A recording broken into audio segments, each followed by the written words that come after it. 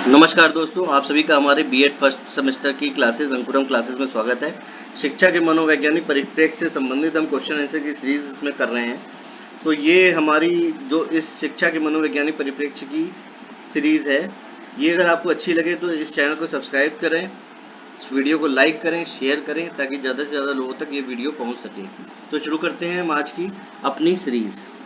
इसमें पहला प्रश्न है, गणित शिक्षण के लिए गिज्जू भाई ने किसे समर्थन दिया था?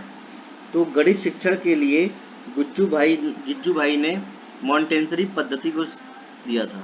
तो इसका पहला नंबर सही है। गिज्जू भाई की शैक्षणिक पुस्तक का नाम क्या है? तो इसकी जो शैक्षणिक पुस्तक का नाम है वो है प्राथमिक शाला में भाषा शिक्षा। नेक्स्ट है, बालक की शिक्षा किस पर आधारित होनी चाहिए? तो इसका जो आंसर है वो है इसका मनोविज्ञान पे आधारित। शिक्षा का केंद्र कौन सा है? नेक्स्ट क्वेश्चन है कि शिक्षा का केंद्र कौन सा है?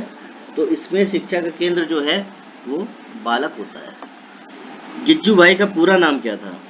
तो ये क्वेश्चन जो है इम्पोर्टेंट क्वेश्चन है, क्योंकि गिज्जू भाई का पूरा नाम था गिरजा शंकर भगवान जी बधेका। तो इसका जो सी ऑप्शन है वो सही ऑप्शन, डी ऑप्शन सही ऑप्शन है, भगवान जी बधेका। अब है कि बाल जगत होता है क्या होता है? तो बाल जगत जो होता है वो एक भिन्न जगत है, मतलब अलग से होता है। नेक्स्ट है, निम्न में से किसकी रचना गिज्जू भाई ने नहीं की है? तो गिज्जू भाई जी ने जो रचना नहीं की है वो है भूत का भाई। स्वामी विवेकानंद के शिक्षा दर्शन का आधार क्या है? तो स्वामी विवेकानंद जी के शिक्षा दर्शन का आधार जो था वो वेदांत और उपनिषद दोनों ही थे। स्वामी जी के शिक्षा दर्शन में निम्न में से किसकी झलक दिखाई देती है? तो स्वामी जी के शिक्षा दर्शन में आदर्शवाद, प्रगतिवाद, प्रयोजनवाद सभी की झलक है। विवेकानंद के बचपन का नाम क्या था? तो विवेकानंद जी के बचपन का नाम नरेंद्र था, नरेंद्र नाथ दत्त। नेक्स्ट है, स्वामी विवेकानंद का जन्म कब हुआ था? तो इनका जो जन्म हुआ था वो हुआ था 1863 ईस्वी में। नेक्स्ट है, वीर बनो हमेशा कहो मैं निर्भय हूँ सबसे कहो, डरो मत भय भय मृत्यु है, भय पाप है, भय नरक है, भय अधर्मता है तथा भय का जीवन में कोई स्थान नहीं है। ये किसका कथन है? तो ये कथन जो है वो स्वामी विवेकानंद का है, मतलब डर से दूर कहा था इन्होंने, कहा जाओ। स्वामी विवेकानंद के शिक्षा दर्शन की क्या विशेषताएं हैं? इनके शिक्षा दर्शन की ये सारी ही जो लिखी हुई हैं सारी विविध हैं, तो पढ़ देता हूँ। तत्कालीन अंग्रेजी शिक्षा पद्धति का विरोध, चतुर्थ निर्माण व आत्मनिर्भरता, व्यवहारिक शिक्षा पर बल। नेक्स्ट है, शिक्षा उस सन्निहित पूर्णता का प्रकाश है जो मनुष्य में पहले से ही विद्यमान है। यह परिभाषा किसने दी है? तो ये परिभाषा जो है स्वामी विवेकानंद जी की दी हुई परिभाषा है। नेक्स्ट चलते हैं। तो भारत के अतीत में अडिग आस्था रखते हुए और भारत का विरासत पर गर्व करते हुए स्वामी विवेकानंद का जीवन भी की समस्याओं के प्रति आधुनिक दृष्टिकोण था और वे भारत के अतीत व वर्तमान के बीच एक प्रकार के संयोजक थे। यह कथन किसका है? तो स्वामी विवेकानंद जी के उसमें दिया गया यह कथन पंडित जवाहरलाल नेहरू जी का है। टीवी निम्न में से किसकी कोरी कल्पना मानता था? मतलब किसको ये कोरी कल्पना मानता था? तो ये जो है ये देवी सत्ता, शाश्वत मूल्य और सत्य सभी को मानता था। जॉन डीवी किसका समर्थक था? तो ये जॉन डीवी जो था वो हमारा प्रयोजनवाद का समर्थक था, प्रयोजनवाद का समर्थक था। कौन सी बात डीवी के अनुसार सत्य है? तो जॉन डीवी के अनुसार जो बात सत्य है वो सारी की सारी ऑप्शन में दे रखी हैं, ABC, यानी परिस्थिति के अनुसार मूल्य बदलते रहते हैं, अंतिम सत्य जैसी कोई बात नहीं है, जो प्रयोग की कसौटी पे खरी उतरे वही सत्य है। इस तरीके से इन्होंने कहा था। दर्शन शिक्षा की उपज है, ये किसके विचार हैं? तो दर्शन शिक्षा की उपज है, ये विचार जो हैं जॉन डीवी के हैं।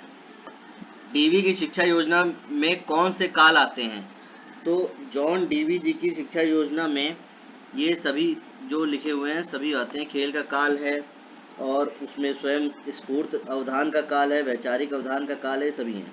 नेक्स्ट है, प्रोजेक्ट पद्धति का मूल प्रतिपाद क्या था?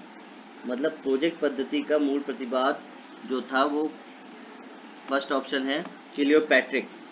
डीवी को शिक्षा जगत की क्या देन है?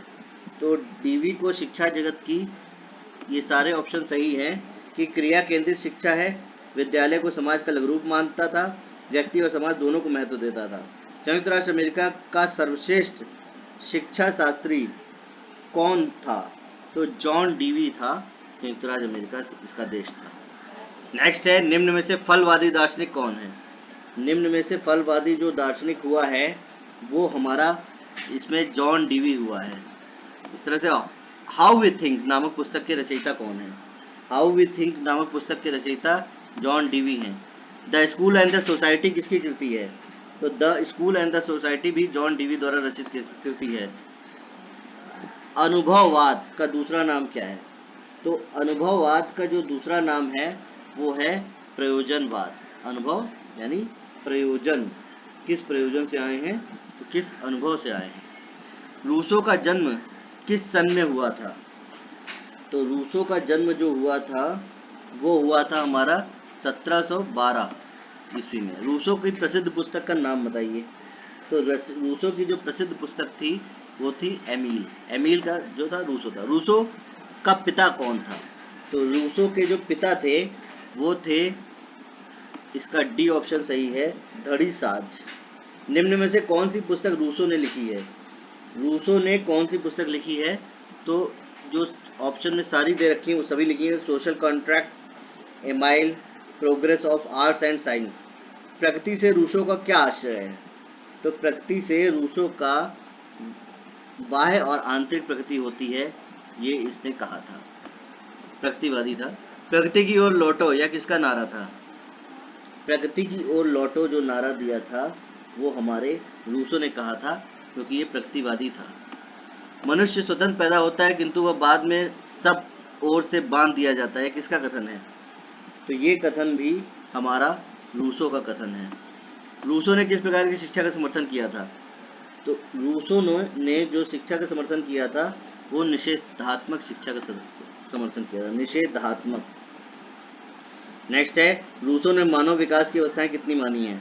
तो रूसो ने मानव विकास की 4 अवस्थाएं मानी हैं। उसके बाद हमारा है, स्त्री शिक्षा के बारे में रूसो के क्या विचार थे?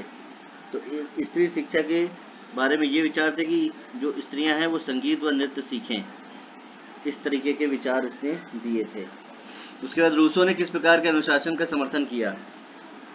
तो रूसो ने हमारे मुक्त्यात्मक का समर्थन किया। रूसो की अपनी जीवन की अंतिम पुस्तक का नाम बताइए। तो इसकी जो अंतिम पुस्तक थी कन्फेशंस थी। कन्फेशंस। प्रकृति का अनुसरण करो का समर्थन किसने किया? प्रकृति का अनुसरण करो इसका समर्थन किसने किया था? तो इसका समर्थन रूसो ने किया था।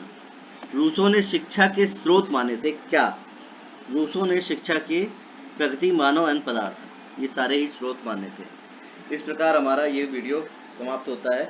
यदि ये वीडियो मतलब आपको पसंद आया हो तो चैनल को सब्सक्राइब करें, वीडियो को लाइक शेयर करें ताकि ज़्यादा से ज़्यादा लोगों तक हमारा ये प्रयास पहुंच सके। आपका दिन मंगलमय हो। बहुत बहुत धन्यवाद। नमस्कार।